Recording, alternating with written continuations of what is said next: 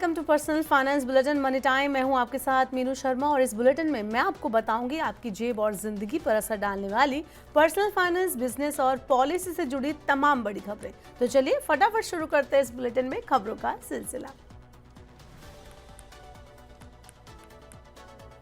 चीन ने बुधवार 15 अक्टूबर 2025 को विश्व व्यापार संगठन यानी WTO में भारत के इलेक्ट्रिक वाहनों यानी EV और बैटरियों पर दी गई सब्सिडी के खिलाफ शिकायत दर्ज की है। चीन का कहना है कि ये सब्सिडी भारतीय कंपनियों को अनुचित फायदा देती है और चीन के उद्योग के हितों को नुकसान पहुंचाती है। चीन ने भारत से इन नीतियों में सुधार करने की मांग की है और चेतावनी दी है कि अगर सुधार नहीं किया गया तो वो मजबूत कदम उठाएगा। भारत ने EV और बैटरी उद्योग को बढ़ावा देने के लिए कई योजनाएं शुरू की हैं, जैसे कि उत्पादन लिंक्ड प्रोत्साहन यानी PLI योजना, कम GST दरें और रोड टैक्स में छूट। फिलहाल अभी तक भारत ने आधिकारिक प्रतिक्रिया इस पूरे मामले पर नहीं दी है। विशेषज्ञ मानते हैं कि मामला WTO के विवाद समाधान प्रोसेस में किया जाएगा। अगर चीन की शिकायत स्वीकार हो जाती है तो भारत को अपनी जो सब्सिडी है और जो नीतियां हैं उसमें बदलाव करना पड़ सकता है। लेकिन भारत सरकार घरेलू EV उद्योग को बढ़ावा देने के लिए प्रतिबद्ध है। लेकिन ये विवाद दर्शाता है कि राष्ट्रीय नीतियां कैसे अंतर्राष्ट्रीय व्यापार पर असर डाल सकती हैं। भारत को संतुलित निर्णय लेने होंगे ताकि घरेलू उद्योग को फायदा मिले और अंतर्राष्ट्रीय व्यापार संबंध भी मजबूत हो। लेकिन इन सब के बावजूद देखना ये होगा कि क्या चीन के इस दखल के बाद भारत में EV की जो कीमतें हैं वो बढ़ जाएंगी या नहीं। भारत का बैंकिंग क्षेत्र पब्लिक सेक्टर के बैंकों के एकीकरण के एक और दौर की ओर बढ़ रहा है। सरकार एक बड़े विलय पर काम कर रही है जिसके तहत छोटे बैंकों का बड़े बैंकों में विलय हो सकता है। एक रिपोर्ट के हवाले से बताया गया कि इस कदम का उद्देश्य पब्लिक सेक्टर के बैंकों के लैंडस्केप को सुव्यवस्थित करना है ताकि कम और मजबूत यूनिट्स हों जो कर्ज विस्तार और वित्तीय सेक्टर के सुधारों को जो अगले चरण में समर्थन कर सके। सरकारी सूत्रों के मुताबिक बताया गया है कि Indian overseas bank, central bank of India यानी BOI और बैंक ऑफ महाराष्ट्र का Punjab national bank, bank of Baroda और भारतीय स्टेट बैंक जैसे बड़े बैंकों के साथ विलय किया जा सकता है। ये घटनाक्रम ऐसे टाइम पर सामने आया जब केंद्र सरकार सरकारी बैंकों के एकीकरण को फिर से रिवाइव करने पर विचार कर रही है। दिल्ली विकास प्राधिकरण ने दिवाली के मौके पर राजधानी में अपना घर पाने का सुनहरा अवसर दिया है। DDA अपना घर आवास योजना 2025 के तहत नरेला और लोक नारायणपुरम में अतिरिक्त फ्लैट उपलब्ध कराए जा रहे हैं। इस योजना में आवेदन प्रोसेस ऑनलाइन है और सभी जरूरी सुविधाओं के साथ घर तैयार किए गए हैं। ये योजना आर्थिक रूप से कमजोर वर्ग और मीडियम वर्ग के जो लोग हैं उनके लिए है। इच्छुक लोग समय रहते आवेदन करके अपने सपनों का घर हासिल कर सकते हैं। नरेला में आर्थिक रूप से कमजोर वर्ग के लिए 120 अतिरिक्त फ्लैट उपलब्ध कराए गए हैं। इन फ्लैट में आधुनिक डिजाइन और सभी मूलभूत सुविधाएं मौजूद हैं। ये इलाके उत्तरी दिल्ली में स्थित है और शहर के मुख्य हिस्सों तक पहुंच आसान करते हैं। ऑनलाइन आवेदन की सुविधा दी गई है। इस योजना में EWS वर्ग के लोग सुरक्षित और सुविधा संपन्न घर पा सकते हैं।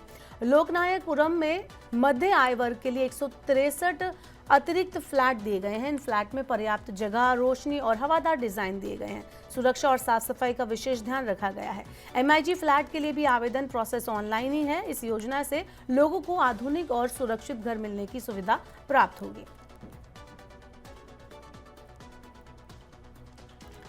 भारत सरकार के डाक विभाग ने अमेरिका के लिए सभी कैटेगरी की अंतर्राष्ट्रीय डाक सेवाओं को फिर से शुरू करने का ऐलान किया है।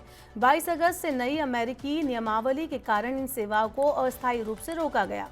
आपको बता दें कि भारत ने जरूरी सिस्टम अपग्रेड और अमेरिकी डिपार्टमेंट के नियमों के अनुसार व्यवस्था बना ली है।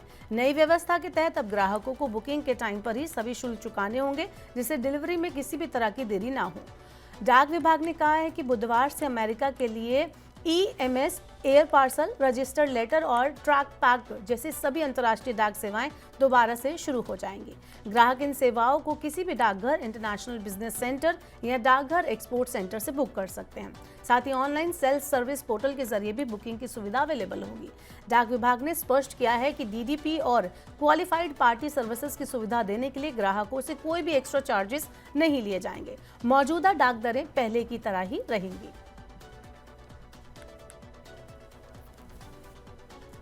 चलिए बढ़ते हैं आगे और आपको बताते हैं आज शेयर बाजार का क्या हाल रहा। तो भारतीय शेयर मार्केट में बुधवार यानी 15 अक्टूबर को 2 दिनों की गिरावट का सिलसिला थम गया, क्योंकि एशियाई बाजारों में सेंसेक्स और निफ्टी में बढ़त दर्ज की गई। अमेरिकी फेडरल रिजर्व द्वारा ब्याज दरों में कटौती की बढ़त संभावनाओं से बाजार में पॉजिटिव रुख देखने को मिला, जबकि घरेलू लेवल पर रिटेल महंगाई दर में कमी से ये उम्मीद मजबूत हुई कि भारतीय रिजर्व बैंक दिसंबर में नीतिगत दरों में ढील दे सकता है। आपको बता दें कि 15 अक्टूबर को भारतीय इक्विटी इंडेक्स निफ्टी में 25,300 पर पहुंचने के साथ मजबूती दिखी और ये मजबूती के साथ बंद हुए। सेंसेक्स 575 अंक यानी कि 0.70% उछलकर 82,605.43 पर जाकर क्लोज हुआ। वहीं निफ्टी 50 183 अंक यानी कि 0.73% बढ़कर 25,328.45 पर क्लोज हुआ। निफ्टी में सबसे ज्यादा तेजी वाले शेयरों में Bajaj Finserv, Bajaj finance, L&T, Nestle India, Asian Paints रहे, जबकि नुकसान में Infosys, Tata Motors, Axis Bank, Tech Mahindra, Kotak Mahindra Bank रहे।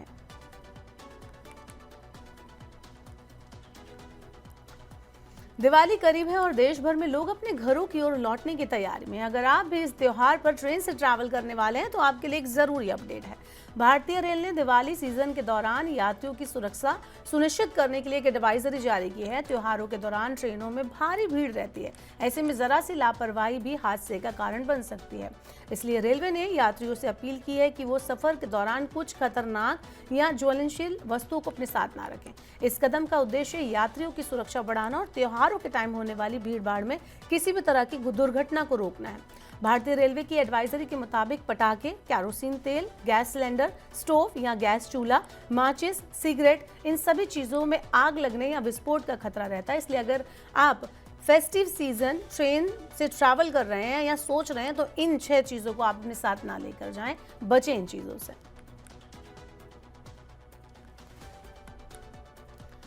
भारत की लीडिंग इलेक्ट्रिक व्हीकल कंपनी ओला इलेक्ट्रिक अब अपने बिजनेस को नए सेक्टर में विस्तार देने जा रही है। कंपनी जल्द ही एनर्जी स्टोरेज मार्केट में एंट्री कर सकती है, जिसकी वैल्यू साल 2030 तक $30 अरब तक पहुंचने का अनुमान है। ओला इलेक्ट्रिक के चेयरमैन और मैनेजिंग डायरेक्टर भावेश अग्रवाल 17 अक्टूबर को एक बड़ा ऐलान कर सकते हैं, जो कंपनी की इस नई दिशा की शुरुआत को दर्शाएगा। भावेश अग्रवाल ने हाल ही में सोशल मीडिया प्लेटफॉर्म एक्स पर एक पोस्ट में हिंट दिया है, संकेत दिया है कि भारत की ऊर्जा व्यवस्था अब यूटिलिटी से डीप टेक की ओर बढ़ रही है, यानी ज्यादा स्मार्ट, पोर्टेबल और पर्सनल हो रही है।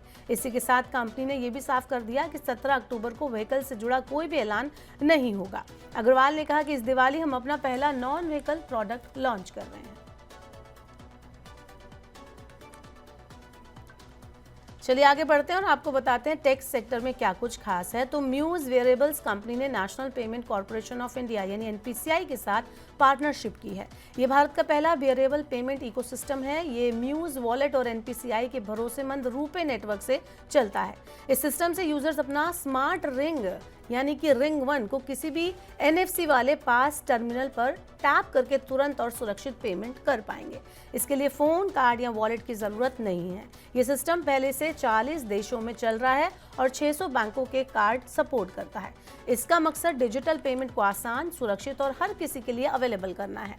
म्यूज वॉलेट से कोई भी रुपे, क्रेडिट या डेबिट कार्ड को सुरक्षित डिजिटली टोकन में बदल सकता है। ये टोकन रिंग 1 के अंदर temper resistance secure element chip में स्टोर होता है। ये वैसी ही हार्डवेयर सिक्योरिटी है जो बैंक कार्ड्स और पासपोर्ट में यूज होती है। इससे कार्ड की सेंसिटिविटी और जो जानकारी है वो फोन के ऑपरेटिंग सिस्टम या ऐप से पूरी तरह से अलग रहती है। म्यूज ने बैंकिंग पार्टनर्स को ऑनबोर्ड करना शुरू कर दिया है। जल्दी भारत के सभी बैंकों को ये सपोर्ट करेगा।